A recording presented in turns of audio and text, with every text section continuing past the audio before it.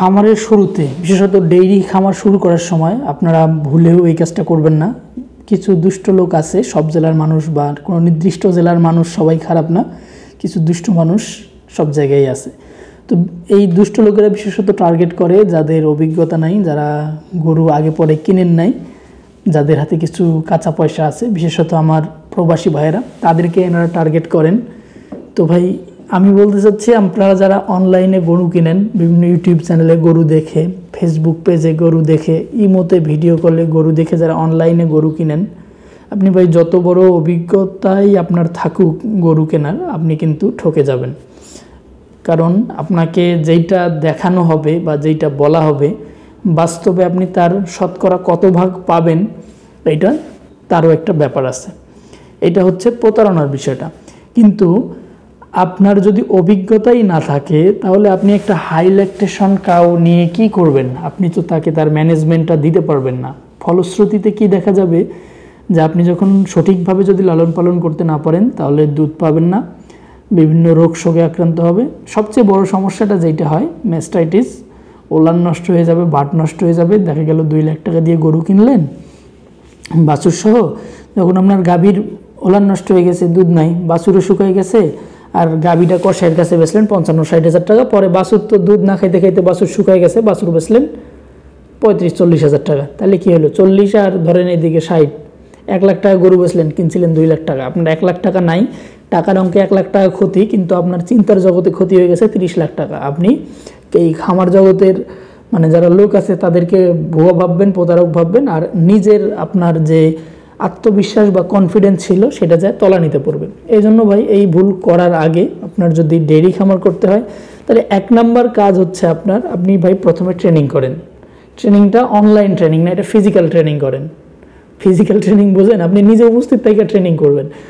আপনি যুব উন্নয়নে ট্রেনিং করেন, আপনি যেখানে পারেন ট্রেনিং করেন। আপনি আগে গরু পালা শিখেন, উন্নত জাতের গরু পালন লালন পালন শিখেন ভাই। দেশি গরু পালা এক জিনিস, আর একটা হাই ল্যাকটেটিং কাউ পালা, যে গরু অধিক দুধ দেয়, তার ম্যানেজমেন্ট, তার ব্যবস্থাপনা, তার খাদ্য, তার পরিবেশ আলাদা। আপনাকে যে যাই বলুক আপনি শুনে রাখেন, এটাই সত্য কথা ইনশাল্লাহ। অন্য এর বাইরে যারা বলে এগুলা ভাই সত্য কথা না, আর যাই হোক এটা মাথায় রাখেন। ট্রেনিং করেন, ট্রেনিং করার পরে আপনার চিন্তার অনেকগুলা জগৎ খুলে যাবে। আপনি ইউটিউবে দেখেন, আমি কারো এটা গিবদ না, এটা হচ্ছে যে ইউটিউবে অনেক ভাই ভিডিও আপলোড করতেছেন, অনেক স্মার্টভাবে বা অনেক চটপটেভাবে নিজেকে উপস্থাপন করতেছেন। ভাই তার এলাকায় আপনি ডেইরি খামার করবেন, তিনি দুধের দাম কয় টাকা পান, তার এলাকায় দুধের দাম, ওনার খামারটা ধরলাম আমি ঢাকার আশেপাশে, সেখানে দুধের দাম বেশি, উনি 80 টাকা 100 টাকা দুধের দাম পাচ্ছেন। কিন্তু ভাই আপনার লোকেশন হচ্ছে দিনাজপুরের বিরল, কিংবা আমার মতো রংপুরের পীরগঞ্জ, কিংবা নীলফামারীর ডোমার, সেখানে আপনার দুধের দাম কিন্তু আপনি যখন 1 লিটার দুধ উৎপাদন করবেন দেশি গরুর দুধ, ওইটা 60 টাকা বেচতে পারবেন। কিন্তু আপনি যখন মানে হিউজ লার্জ স্কেলে প্রোডাকশন করবেন, অধিক দুধের গাভী আপনার 8-10টা থাকবে, ডেইলি 40-50 কেজি দুধ, এটা কিন্তু আপনার বাড়িতে রোজ দিয়ে হবে না। এই দুধটা আপনার দিতে হবে হয় মিষ্টির দোকানে, নতুবা যারা প্রাণ আড়ং, যারা দুধ কেনে ব্রাক, এদের কাছে দিতে হবে। তখন আপনি দুধের দাম কয় টাকা পাচ্ছেন? 45 টাকা পাচ্ছেন, 44 টাকা পাচ্ছেন, 48 টাকা পাচ্ছেন। তাহলে ভাই আপনি এই জিনিসটা আগে মাথায় রাখেন যে আপনি কি করতে চাচ্ছেন। আপনি দুধ বিক্রি করে কয় টাকা পাবেন? একজন 80 টাকা বিক্রি করে উনি, আর আপনি বিক্রি করবেন 45 টাকা 48 টাকা। আপনার দুইজনের ব্যবসা কিন্তু সমান হবে না। উনি কয় কেজি দানাদার দেয়, ওনার দেখা দেখি আপনিও 5 কেজি দানাদার দিলেন, ভাই উনি বিক্রি করে 80 টাকা দুধ, আপনার দুধ 50 টাকা বিক্রি করতে হয়, 50 টাকার আশেপাশে। তাহলে ভাই আপনি কি এত দানাদার দিয়ে পারবেন? আবার দানাদার যদি না দেন, গরুর কিন্তু চেহারাও ভেঙে যাবে। তাইলে কি করতে হবে? আপনার অবস্থান বুঝেন যে আপনি কোথায়, আপনার পরিবেশ পরিস্থিতি কেমন, দুধ কোথায় বিক্রি করবেন, দুধের দাম কেমন যাচ্ছে, আপনার এলাকায় বিক্রি করার ক্যাপাসিটি আছে নাকি, এটা দেখেন। একদিন বাজারে দুধের সংকট 60 টাকা 70 টাকা উঠছে, আপনি গরু কিনলেন, ভাই প্রতিদিন এই 60 টাকা 70 টাকা আপনার বাজারে থাকে কি না, এটাও খেয়াল রাখেন। কারণ আপনার প্রোডাক্টটা আপনার বিক্রি করতে হবে, আর এটা এমন জিনিস, এটা আপনি রেখে বিক্রি করতে পারবেন না, পচনশীল জিনিস। সো আপনার এইটাও মাথায় রাখতে হবে। ভাই ট্রেনিং করেন, ট্রেনিং করলে অনেক কিছু বুঝবেন।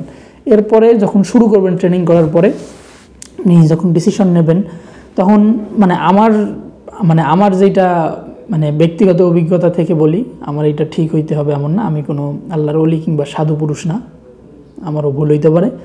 তো আপনি শুরুতে ভাই আপনি ট্রেনিং করছেন ঠিক আছে, কিন্তু আপনার কিন্তু গরু পালনের বাস্তবিক অভিজ্ঞতা নাই আগে পরে।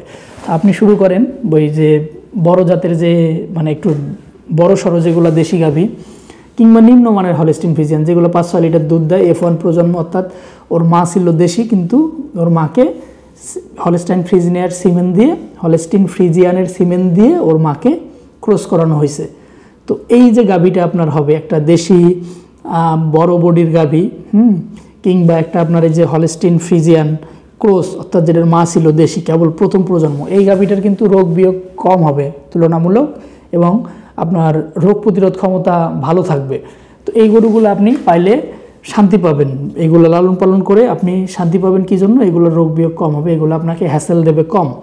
এই গরুটা লালন পালন করেন, এরপরে বাছুরের ব্যবস্থাপনা শেখেন, দুধ দহন শেখেন, দুধ বিক্রি করেন আস্তে আস্তে, তখন আপনার এখান সম্বন্ধে একটা আইডিয়া আসবে। এবং এই গাভীগুলো যখন হিটে আসলো তখন আপনি ওই উপজেলায় যান, আমার কথা আপনার শোনার দরকার নাই, উপজেলায় যান, ডাক্তার সাহেব কি বলে তার কথা অনুযায়ী এগুলাকে পরবর্তীতে ব্রিডিং করান বা সিমেন্ট দেন, বীজ দেন, দিয়ে ভালো একটা জাত উন্নয়ন করেন, আপনি একটা অবস্থায় পৌঁছাইতে পারবেন। ভাই এই গরু পালনে আপনার লাভ করতে হলে মনে রাখবেন দুইটা কথা, যে গরু পালন করে ডেয়ারি সেক্টরে আপনার টিকে থাকতে হলে আপনার দুইটা জিনিস নিয়ে আগাইতে হবে। একটা হচ্ছে ধীরে চলনীতি, বুঝছেন? ধীরে চলনীতি বুঝছেন তো, যে আপনার আস্তে আস্তে আগাইতে হবে। একদিনে স্বপ্ন দেখলে হবে না যে আমার কালকে 30-35 লিটার দুধের গাভী আমি পালবো। ভাই আপনি ধীরে ধীরে আগান, তাইলে ইনশাল্লাহ বাজার বুঝবেন, সব কিছু বুঝবেন, ইনশাল্লাহ আগাইতে পারবেন।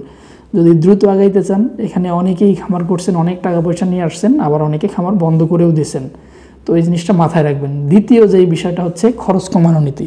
আপনি যত খরচ কমাইতে পারবেন আপনার খামারে, আপনি মানে সাস্টেইন করার বা আপনি টিকে থাকার সম্ভাবনা আপনার তত বাড়বে ভাই। এই দুইটা জিনিস আপনার মাথায় রাখতেই হবে, এছাড়া আপনার মানে কোনো উপায় নেই। আমি প্রয়োজনে এই দুইটা বিষয় নিয়ে একটা বিস্তারিত ভিডিও করব ভবিষ্যতে। তো এই দুইটা বিষয় মাথায় রাখবেন। তো এই দিয়ে শুরু করলেন, অনেকে বলতে পারেন যে ভাই আমি একটু ভালো করতে চাচ্ছি, শুরুতে একটু ভালো মানের ভালো জাতের একটু বকনা দিয়ে শুরু করতে চাই। ভাই যদি আপনি শুরু করেন, মানে আপনারা যদি এটা শুরু হয় খামার করার কথা, অন্যভাবে নেবেন না, তাহলে আপনি বকনাতে যান না। অনেক বকনা কনসিভ করাইতে অনেক সময় অনেক অভিজ্ঞ লোকেরও ঘাম ছুটে যায়, কারণ আপনি বকনা কিনবেন, আপনি জানেন না এই বকনাটা তার ছোট অবস্থায় প্রথম 3-4 মাস 5 মাসে তাকে কি পরিমাণ দুধ খাওয়াইছে, সেই ঘাস পাইছে কিনা সঠিকভাবে, সূর্যের আলো পাইছে কিনা, তাকে মাঝে মধ্যে হাঁটাচলা করাইছে কিনা। তো এই বকনাটা আপনি যখন নিয়ে আইসা এই করবেন, আপনি নতুন মানুষ, এটা তো আর আপনাকে দুধ দেবে না, তার মানে এটার পিছনে আপনি খরচই করবেন। শেষে যখন আপনি এটাকে কনসিভ করতে পারবেন না, কনসিভ হইলে তো আলহামদুলিল্লাহ, যদি করতে না পারেন তখন কিন্তু আপনার মন ভেঙে যাবে, একদম সোজা বাংলা কথা। যাই হোক ভাই, অনেক বকবক করলাম। তো আপনার এই জিনিসগুলো মাথায় রাখবেন। অনলাইনে গরু কিনবেন না ভুলেও, অনলাইনে গরু কিনলে কিন্তু প্রতারিত হওয়ার সম্ভাবনাই বেশি। মানুষজন প্রতারিত হচ্ছে, তারপরেও কিনতেছে। টাকা আছে ভাই, আপনার টাকা আপনি হারাবেন, এটা আপনার স্বাধীনতা। তবে কতটুকু বললাম, যদি ভালো কথা হয় তাইলে এটা সদগায়ে জারিয়া হিসাবে আমার জন্য থাকবে, যদি মন্দ কথা বলে থাকি এটার পাপটাও আমার জন্য জারি থাকবে, সেটা মৃত্যুর পরেও।